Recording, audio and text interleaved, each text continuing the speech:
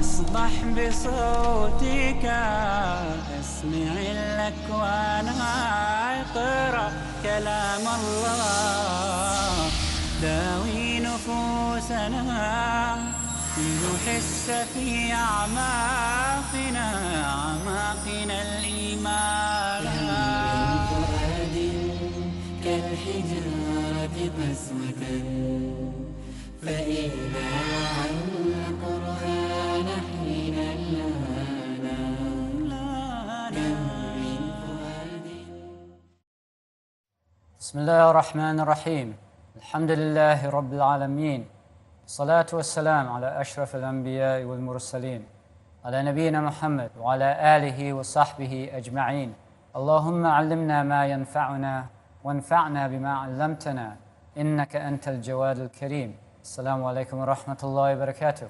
Welcome to another episode in our series, Reflections on the Qur'an. Now, in a previous episode or episodes, we talked about that the Qur'an is full of verses that call upon people to investigate the world around them. And we also, in another episode, we looked at the way the Qur'an constructs arguments, rational arguments. So all of that indicates that the Qur'an puts a tremendous importance on people using their minds. And this is a point of agreement among the scholars of Islam, that one of the 5 major objectives of the Sharia that all scholars agree upon is that the Sharia wants for people's intellects to be developed and protected. So from the protection point of view, the classical evidence is that it's prohibited to drink alcohol, because the very name khamr in Arabic means that it covers the aql, covers the mind, or in other words, it clouds the mind. And so this amazing gift that Allah has given the human being, that which sets us aside from the rest of creation, it's something that if you drink alcohol or you take drugs, what you're doing is you're destroying or rendering inoperative one of the greatest blessings that Allah has given the human being. And in this regard, the scientists of the brain, they mention that if you look at the number of neurons in the brain and the number of possible ways that those neurons can be connected one with another, the number of those possible interconnections is greater than the number of atoms in the universe, which is hard to imagine. But that's an indication of, there's a difference there between the number of neurons in the brain and the number of possible interconnections. I mean, when you get into the possible number of interconnections, the number really, really becomes astronomical. And learning involves creating connections between neurons. So this idea that the human being is a microcosm of the universe, whatever is out there, our only way of understanding is the model that's present in our mind. And so whatever is out there, we can only know it in terms of what it is, that the model that's there in our brains. Now, there are so many verses that encourage people to use their minds. أَفَلَا تَعْقِلُونَ. This is, we live in an age in which traditional scholarship has declined and shrunk with regard to the people who have access to it. The really top-flight classical kind of scholarship that we see described is still going on in places like Mauritania, or it was until recently. I don't know if it still is. And I met a fellow student who was studying at the Islamic University of Malaysia. He was from Kurdistan, and the way he described his education, it sounded kind of similar. So that kind of education was really, really powerful. And it's very difficult to find that kind of education these days. some kind of a limited substitute for that is the digitization of Islamic knowledge. So I put the term afala into a search engine that just looking in the Qur'an. And so almost all of those, afala means will you not, whatever follows it, there'll be a verb. Afala ta'qilun, the number one hit for that opening phrase, the verb that goes with it, the most number of times, the one word that appears the most number of times in that context is ta'qilun or ya'qilun. Will you not use your minds? Or will they not use their minds? And close to it, afala tatadhakkarun, will you not remember or pay heed? Afala yatadabbarun, will they not contemplate? That's mentioned particularly with regard to the Qur'an. Will they not contemplate the Qur'an? Afala yatafakkarun, will they not think? Afala yanzurun, will they not look and consider? So the Qur'an is full of these kinds of exhortations to use the mind. Now, the way that the closest term that's usually mentioned in this regard for mind is the word aql. And aql is more like the rational mind. And if you look at the actual linguistic root of aql, aqala means to bind, to tie, to restrain. And from that, this black rope that Arabs in the Khalij, in the Gulf, they still wear that. They have some kind of a scarf, like what I'm wearing, except untied. And then they'll put this rope, this black rope on their heads. The name of that rope is iqal. And although now it's just a decorative thing, it had an actual function in the original environment it was used and developed. It was a kind of a loop that was made out of rope, and the material culture of the Bedouins revolved around their camels, and so they would just loop around the camel's foreleg and sort of tighten it there so that it could only put 3 legs on the ground. And so it was a way of hobbling a camel so that it couldn't get away. It would be difficult for it to move quickly. So the sense, the linguistic base meaning of aql relates to something that restrains the person, restrains its possessor from doing things that will harm him or that will embarrass him. And the same kind of linguistic meaning is present in the word hikmah. Hikmah is wisdom, and that's derived from a word which means control. And the bit that's placed in a horse's mouth comes from that same root word. So hikmah, its linguistic meaning, gives that indication that wisdom involves restraint and a limiting of behavior into certain forms, excluding others. Now, if we look at the use of the mind, one of the main areas and the area that's clearly encouraged by the Qur'an is rational thinking. There's another major use of the mind, which is creative thinking. So, do we find any kind of evidence in the Qur'an or the Sunnah that would indicate that this use of the mind is also encouraged? In trying to grapple with that, I looked through the verses of the Qur'an and whatever hadiths I could think of that were relevant. And in the Qur'an you find 2 indirect indicators for it. One is what we mentioned earlier, which is all of these reminders to people to look at this, consider that, examine the world around you. It's an encouragement to be curious about the world. And that's the fitrah of a child. Children explore their world, and you don't have to teach a child to do that. All you have to do is get out of their way, and they're going to do it. And so this kind of a fitrah if it's left alone, it will continue.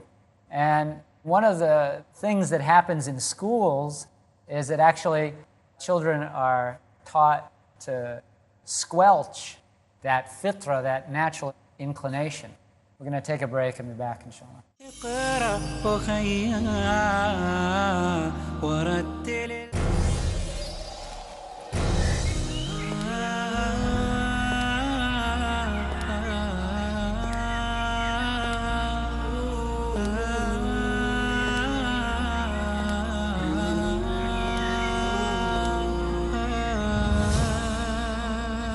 Marriage is the cornerstone for a successful society.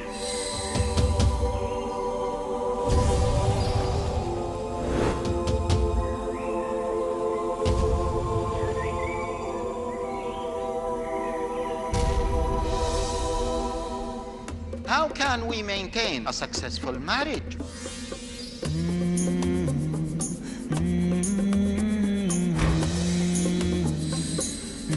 Join us in this journey where we learn how to plan for it, execute it, maintain it, and end it according to Islam.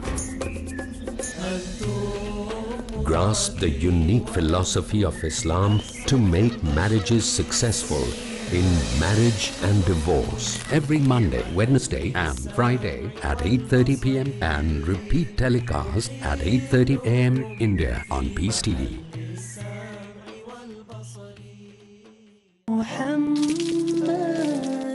Pearls of Prophet Muhammad, peace be upon him.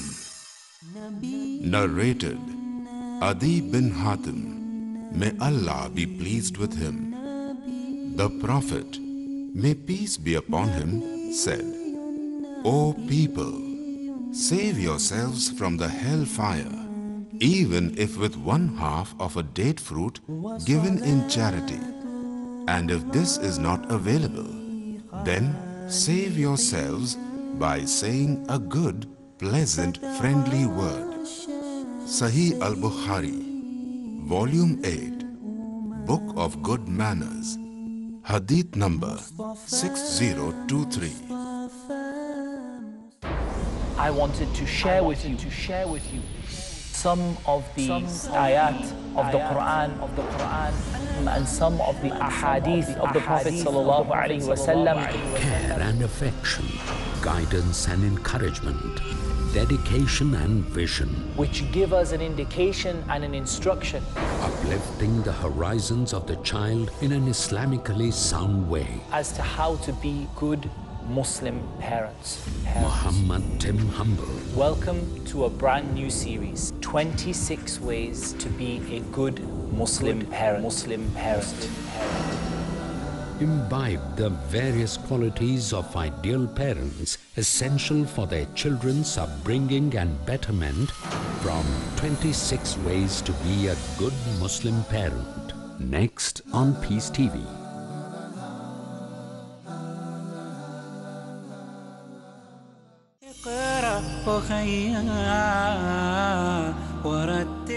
Assalamu alaikum, welcome back. So we're talking about now creativity. Does the Qur'an and the Sunnah have anything to say about it? The first thing we mention is all of this encouragement in the Qur'an, particularly to examine the world, is an encouragement to be curious. And that's the fitra, the natural state of a human being. Children are naturally curious. And unfortunately, one of the things that schools do is to kill that curiosity. And another thing that we see in the Qur'an and the Sunnah is the constant use of questions. There are about 1,200 questions in the Qur'an, and that averages out to about 2 questions per page. And so that's also a challenge to make people think.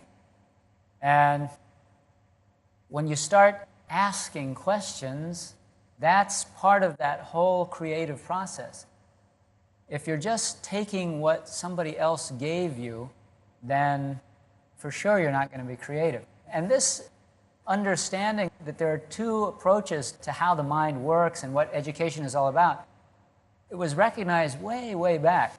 There's a quote from Roman thinker and orator, I can't remember who it was offhand, but he said, "The mind is not a bucket to be filled. It's a flame to be kindled.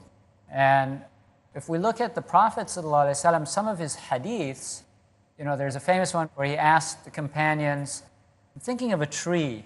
And then he described that it never loses its leaves and it does this and that. And people were thinking about trees out in the desert, and they were naming one kind of a tree or another. And he said, no, that's not it. No, that's not it. And he was making a comparison between the tree and the nature of a believer. And Abdullah bin Umar narrated the hadith. He said, what came to my mind was a date palm tree. He said, but there were elder Sahaba there, and I was shy about venturing my opinion in the company of elders, and so I was silent. And then the Prophet ﷺ informed them they got stumped. They couldn't, nobody came up with the answer he was looking for. And so then he told them, it's a date palm tree. And later, Abdullah bin Umar told his father, I was thinking of that. And his father said, oh, I wish you'd said so.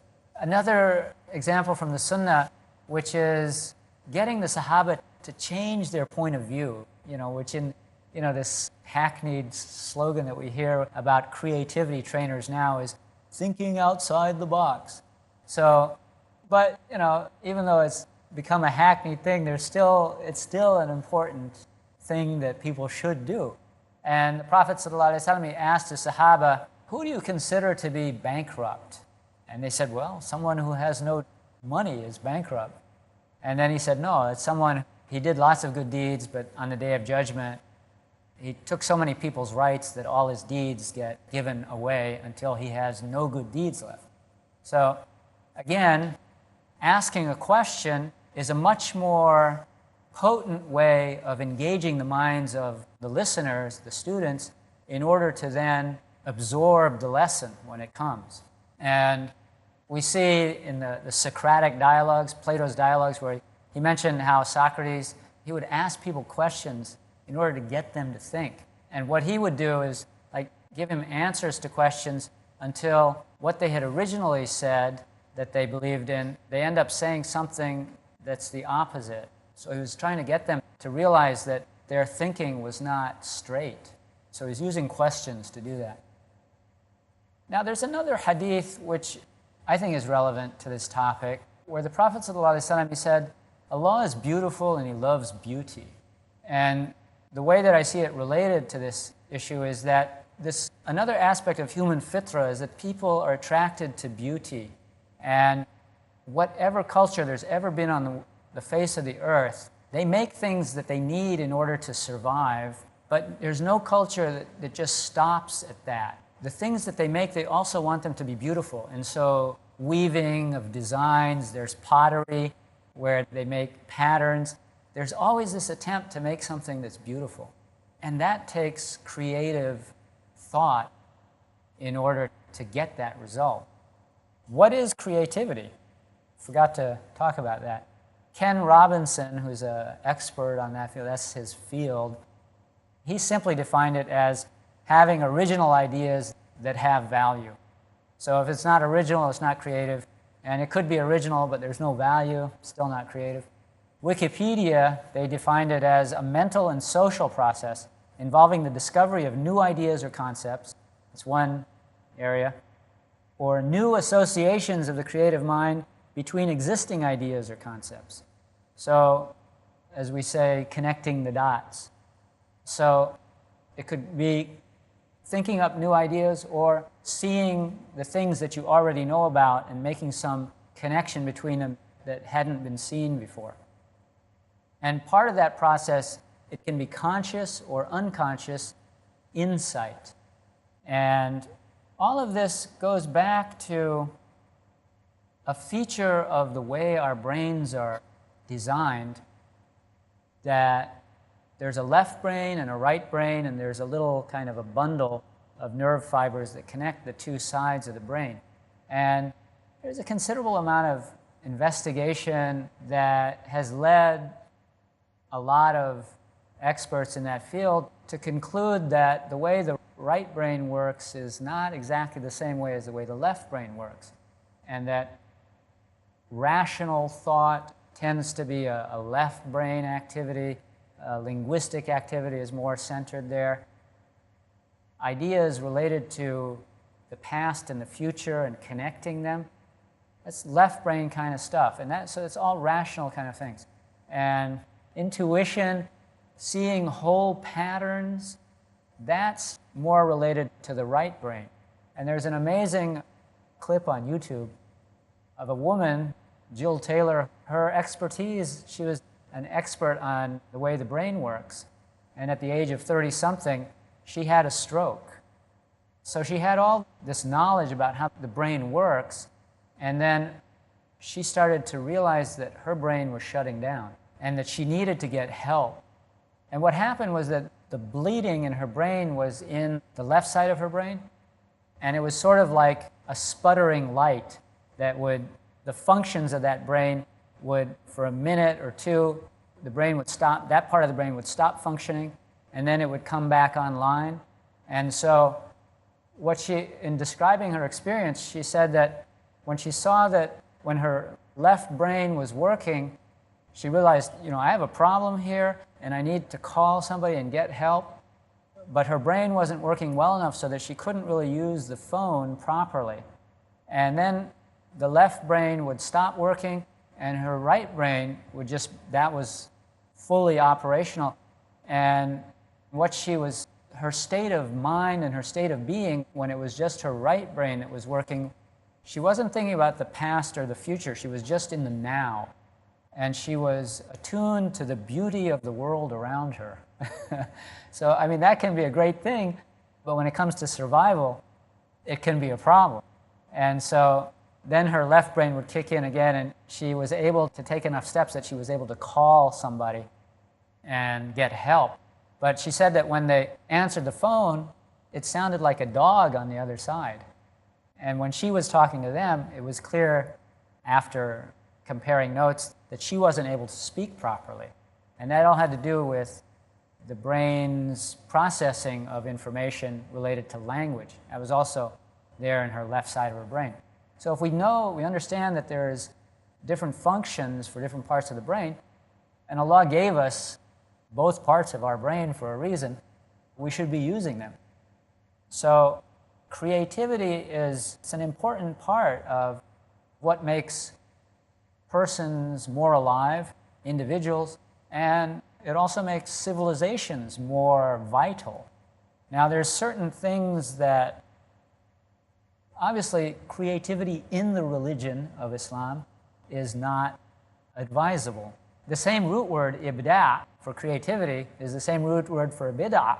So innovation in the religion is, there's no call for it. But innovation in worldly matters is mubah. At the very least, it's lawful. And it could be encouraged. The lessons of history indicate